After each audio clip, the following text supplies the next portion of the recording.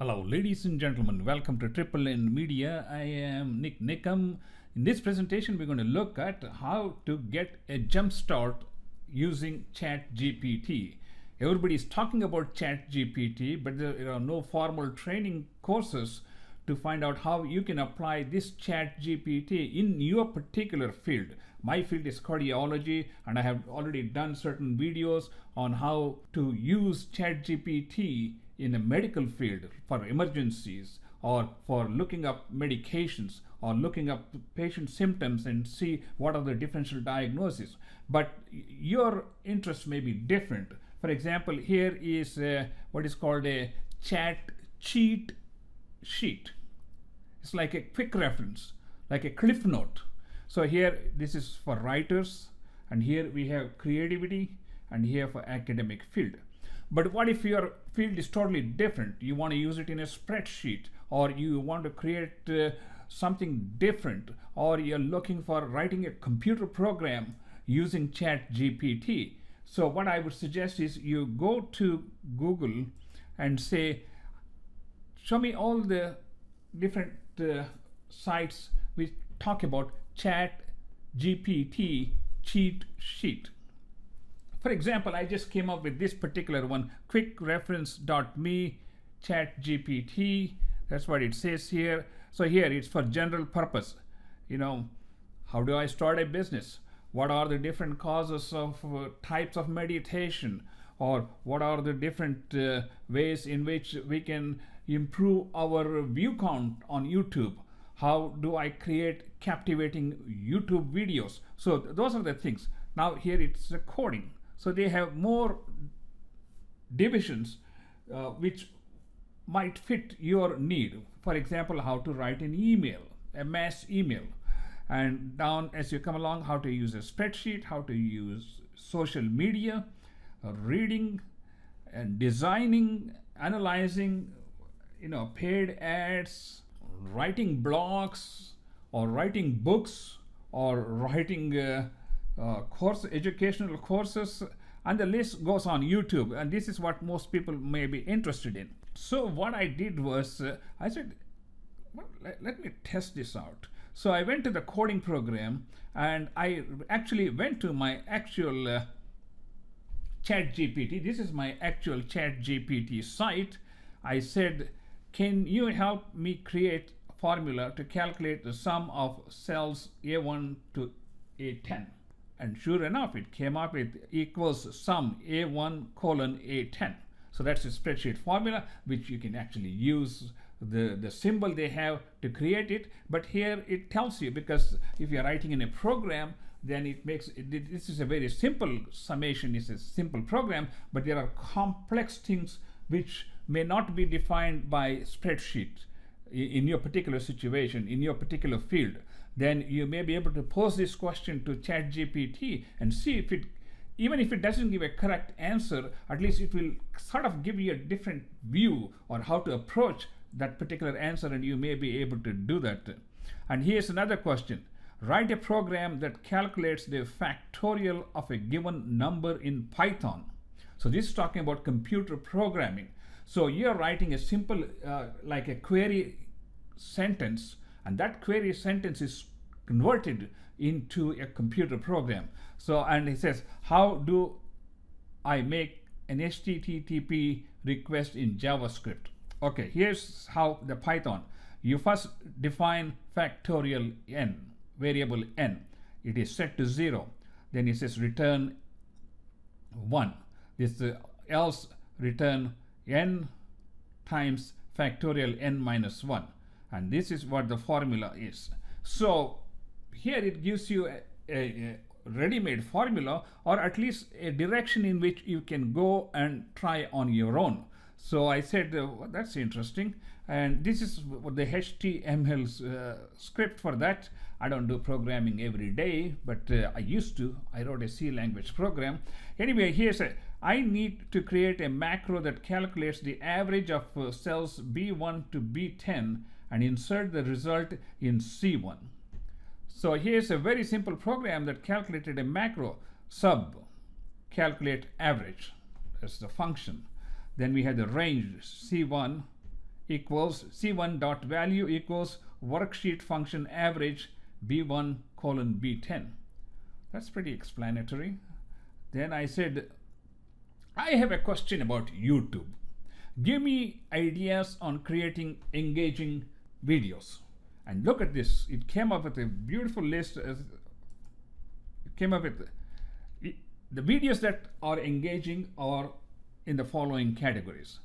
The videos that talk about tutorials or how-to guides, product reviews, interviews and conversations. I am in a triple N media. I'm a media person, so I do interviews very frequently. I also produce videos on how-to because I use so much technology, and there are times when I have found out that a simpler approach to a given technological issue, and I make videos on that. So we also create YouTube shorts.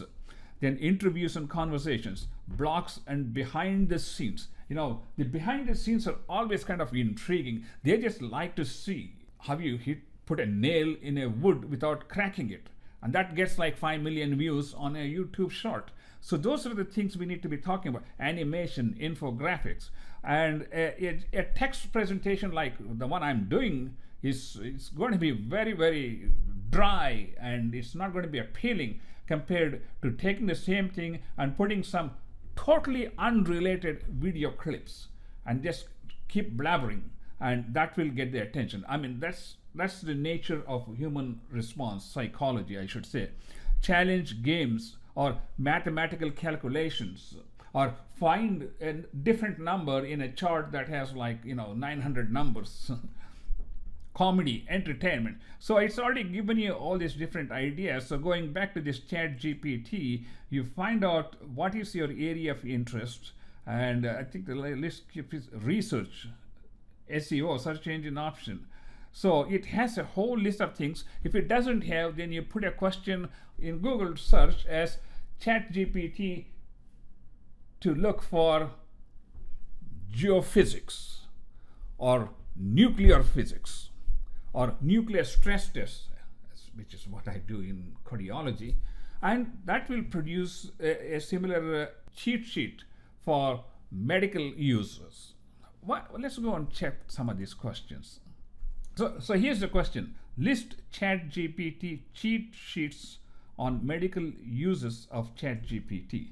See what it says. Wow, it didn't come up.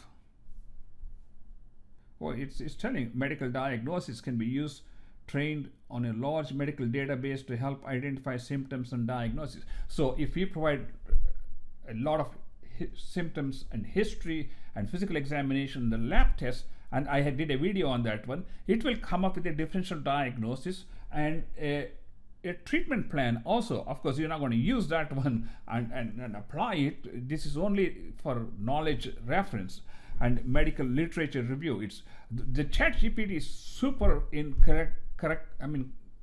in creating summaries from a hospital record. Like every patient needs a discharge summary, and ChatGPT can take the entire hospital admission on all the records, go through them, and if you put up a format in which you want it to say, like initial admission symptoms, examination, lab tests, procedures, surgeries, complications, outcomes, discharge medications, and it will create a table like that, and that's how it is useful. See, it's already come up with a medical literature review, is where it is extremely useful. Medical education. And but one thing we need to be concerned about, ChatGPT has been added on to plagiarism search by several different companies. I'm not going to name those companies, but because when you put the same question to ChatGPT, for example, if I put the same question here, list all these things, if I repeat this question and see what it says, it's going to repeat what it is doing. So if you are taking a test and you, for example, you have a homework to answer certain questions, and you plug that question into ChatGPT, your 13 other friends plug that question into the ChatGPT, and you all come up with the same thing, and then you paste it into your report, that becomes plagiarism. And that's why it is important to understand that ChatGPT is for information only, for providing you some knowledge, and you take that and then internalize that and create your own material. In that way, it will be much more useful than just copying and pasting, which is going to get you in trouble. So this is a quick crash course on how to use ChatGPT in your particular field. Let me know what you think. See here, as I said, I repeated the question and it is repeating line by line what it said in the first with some variations. But if a teacher is giving you 10 questions to answer, and he's already going to test those 10 questions on this ChatGPT or any other artificial intelligence to see if the answers are similar to what you're getting. And then they can see that you didn't do much homework, did you? Anyway, what do you think about this? Are you excited about ChatGPT? Do you think it's going to help you to solve your problems? Well, I don't know if it's going to help you to solve your problems, but I think certainly it would help you to improve your knowledge, improve your creativity juices, improve your thinking process. In that way, you become a more educated and intelligent person to answer those challenges in life. Thank you so much for watching, and please do subscribe to our YouTube channel. I will see you in the next presentation. I have several other videos on ChatGPT uses. You can watch those. Thank you. Bye.